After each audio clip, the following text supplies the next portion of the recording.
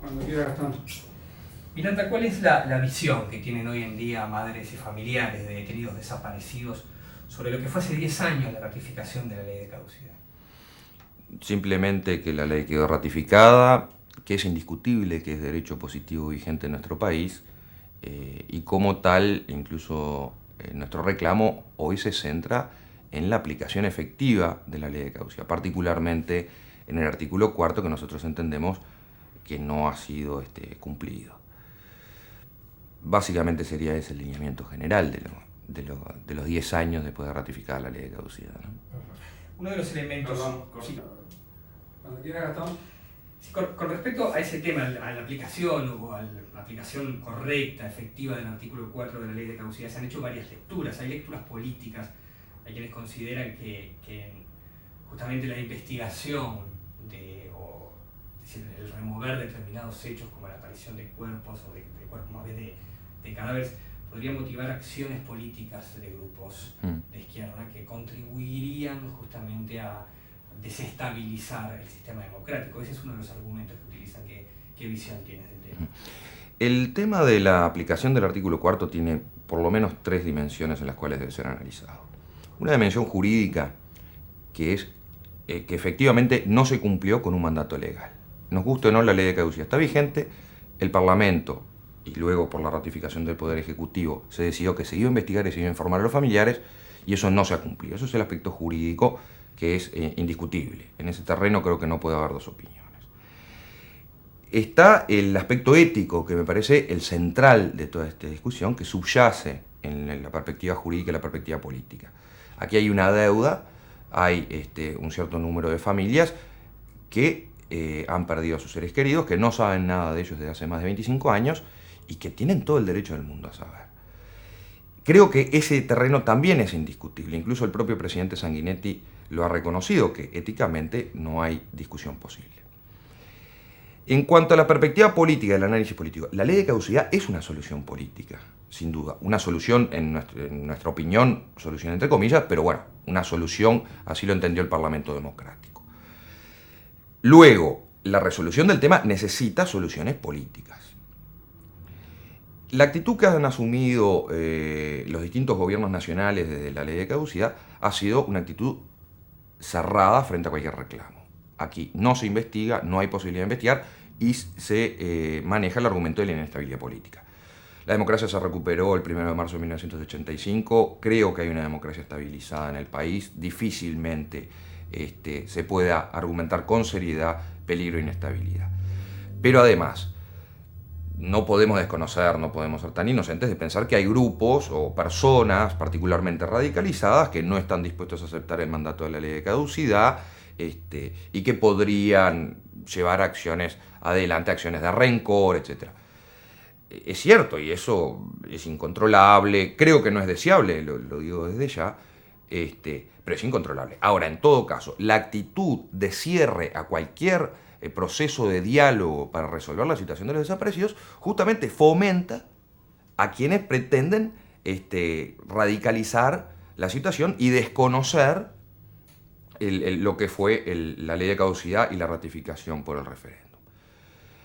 Pero más aún, se les favorece en eso, pero además permite ese cerramiento, la utilización política del tema. Política en el mal sentido, insisto, el tema requiere una solución política.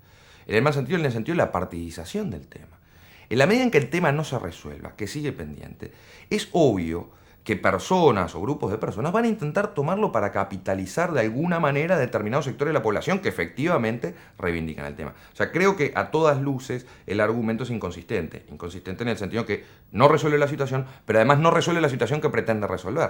O sea, permite justamente las radicalizaciones, los exabruptos, aquellas cosas que estoy seguro que los uruguayos no queremos. ¿Cuál ha sido la actitud de los diferentes gobiernos democráticos para con el grupo de madres y familiares de desaparecidos, justamente en base a estos reclamos? De prescindencia, y eso es lo preocupante, de prescindencia absoluta. Tani, vas a empezar la respuesta a las preguntas. Correcto. La actitud de los gobiernos democráticos desde el 1 de marzo del 85 ha sido de prescindencia. Durante el primer gobierno del presidente Sanguinetti bueno, fue público, el debate fue público hasta la aprobación de la ley de caducidad, allí en el año 89 y su ratificación en el referéndum. Aprobación en el 86 y ratificación en el 89. Ahí el debate fue público. Durante el gobierno del doctor Lacalle, nosotros tuvimos varias acciones, sobre todo a nivel internacional. Hay un pronunciamiento muy conocido de la OEA, de la Comisión Interamericana de Derechos Humanos, que el gobierno de Lacalle simplemente pasó de ella, o sea, ni siquiera se manifestó, ni siquiera la hizo pública. La segunda presidencia de Sanguinetti en el periodo democrático ha sido una actitud de total prescindencia. Nosotros le hemos pedido al presidente Sanguinetti, por lo menos en 2 oportunidades de entrevistas, y no es que nos las haya negado, directamente no nos ha contestado. E insistimos permanentemente en nuestra voluntad de diálogo con el Poder Ejecutivo, sea del color político partidario que él sea. Creemos que es necesario establecer un diálogo con el presidente Sanguinetti, con el próximo presidente de la República, no importa el cariz político, porque creemos que a través de ese diálogo es que podemos empezar a allanar las soluciones políticas que esta situación requiere. ¿Y cuál ha sido la actitud de los militares? La de los militares ha sido de prescindencia. Los militares han tenido una actitud de prescindencia. En aquellos casos en que hubo algún tipo de manifestación aislada, algún militar que pretendió decir, bueno, sería bueno solucionarlo, en fin, el cuerpo militar como cuerpo salió a censurar, es decir, aquí no hay nada que aclarar, será sancionado, incluso se han aplicado efectivamente sanciones administrativas a militares que han intentado abrir la puerta del diálogo.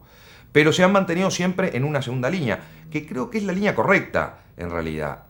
Aquí hay un poder civil, democrático, constitucional, que es el que debe resolver, y en todo caso los militares están subordinados a ese poder político. Entonces, esto pasa por una solución del poder civil. Tomada esa solución, si se requiere la participación de militares, tendrán que comparecer en la medida en que estén sometidos a ese poder civil, que lo están dentro del régimen constitucional. Viendo en perspectiva la ley de caducidad, 10 años después, ¿hubiese sido posible otra salida? Sin duda. Yo creo que sin duda había otras salidas.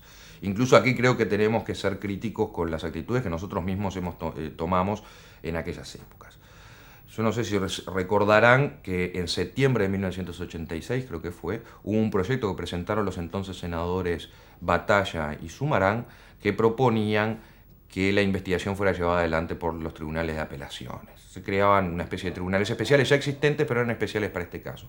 Nosotros nos opusimos en aquel momento al proyecto Sumarán Batalla. Hoy, a título personal lo digo, creo que fue un error. Claro, hoy tengo las cartas vistas de lo que fue la ley de caducidad, pero creo que fue un error. Yo lo hablé con Batalla, con quien tuve una relación muy estrecha muchos años, muchísimos años diría, y le reconocí ese error. Había otras soluciones.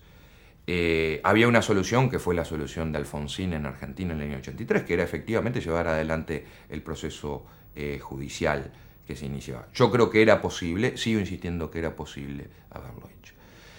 La solución, entre comillas, de la ley de caducidad creo que fue una mala solución. Creo además, desde mis 34 años hoy y en aquel momento 22, lo que fue sobre todo fue un gran dolor, fue una gran estafa a la esperanza. Quienes veníamos de la dictadura, en mi generación además que crecimos a la conciencia en dictadura, la salida democrática era una gran esperanza. Vivimos aquel 1 de marzo del 85, más allá de nuestras posiciones partidarias, con una gran emoción, con un gran entusiasmo. Nos llevábamos el mundo por delante de alguna manera. La ley de caducidad, la aprobación de la ley de caducidad creo que fue un mazazo a la esperanza de una reconstrucción de este país que teníamos. Creo que es una gran desilusión la ley de caducidad. Yo creo que esa es la valoración fundamental. Lo digo desde la emoción, más que desde el análisis jurídico-político, ¿no? Un asalto a la ilusión, un asalto a la esperanza y una gran macana ética. Yo creo que le deja al país un estigma en el aspecto moral de la construcción de este país y de las generaciones que vivieron la dictadura, ¿no? Ley de caducidad mediante, artículo 4 incumplido. ¿Qué más se puede esperar? ¿Qué se puede esperar de aquí al más? Creo que se puede esperar más de lo mismo, por decirlo de alguna manera. La insistencia permanente de los familiares y de las organizaciones de derechos humanos y otras organizaciones sociales reclamando la aplicación efectiva del artículo 4. Creo que eso es una lucha que no tiene fin. Todavía las madres de los desaparecidos y las abuelas de los desaparecidos siguen luchando. Creo que mientras ellas vivan, no sé cuánto tiempo más van a vivir porque son ya personas muy mayores, pero mientras ellas vivan va a haber un símbolo de dignidad permanente que va a obligar a buena parte de la población a seguir en esta tarea del esclarecimiento. Y podemos esperar, los familiares seguiremos planteando nuestras reivindicaciones a nivel internacional. En la medida en que en el ámbito nacional, en la jurisdicción interna, no se resuelve este asunto, a través de los mecanismos que nos brindan los organismos internacionales de derechos humanos y los distintos tratados de derechos humanos, vamos a seguir presionando. Particularmente ante la Comisión Interamericana de Derechos Humanos de la OEA, que tenemos el trabajo muy avanzado, pero también ante Naciones Unidas. Y vuelvo a insistir, independientemente del color del gobierno de turno. Esta discusión y la necesidad de solución va mucho más allá de quién sea el gobierno que le toque resolver esta situación. Con la entrega de la información de dónde están enterrados los detenidos desaparecidos, ¿queda laudado el tema? No queda laudado.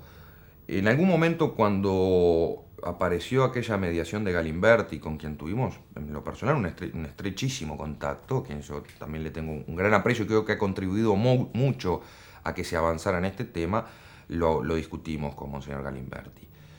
Y yo ponía este ejemplo. León Duarte, un dirigente sindical muy conocido de FUNSA, desapareció en Argentina en 1976. Es probable, y esto lo digo además porque lo he hablado con su señora, con Hortensia, que es una querida compañera de familiares, es probable que los restos de León Duarte no se encuentren. Ahora, estoy seguro que tanto la dictadura, los personeros de la dictadura uruguaya como argentina saben qué sucedió con León Duarte. Era un dirigente demasiado importante como para que se le perdiera el rastro así nomás. Entonces, ¿cómo le vamos a privar a Hortensia de saber qué pasó con su marido independientemente del hallazgo de los restos? Nosotros queremos saber la verdad sobre los desaparecidos. Si esa verdad además lleva a la identificación de los restos mortales de los desaparecidos que eventualmente estén muertos, que vengan los restos mortales. Pero no se trata únicamente de los restos. En el caso de los niños desaparecidos, allí no hay restos que buscar. Se trata de saber qué fue de esos niños y en la medida de las posibilidades, restituirles la verdad a esos niños también, que tienen derecho a su identidad biológica. De eso se trata. O sea, no se trata solo de recuperar restos. Los restos serían simplemente un complemento de una información más general. ¿Qué sucedió con cada uno de los desaparecidos? Nosotros lo decíamos, queremos que se nos contesten 4 preguntas básicas. ¿Cómo, cuándo, dónde y por qué? Sobre cada uno de los uruguayos desaparecidos, en cualquier lugar que hayan desaparecido, sea dentro del territorio nacional, como en el caso de mi padre, o en Argentina, como el caso de León Duarte que recién señalaba, o de Pablo Recaño, por ejemplo, también desapareció en Argentina. Esa información existe, es posible obtenerla y es necesario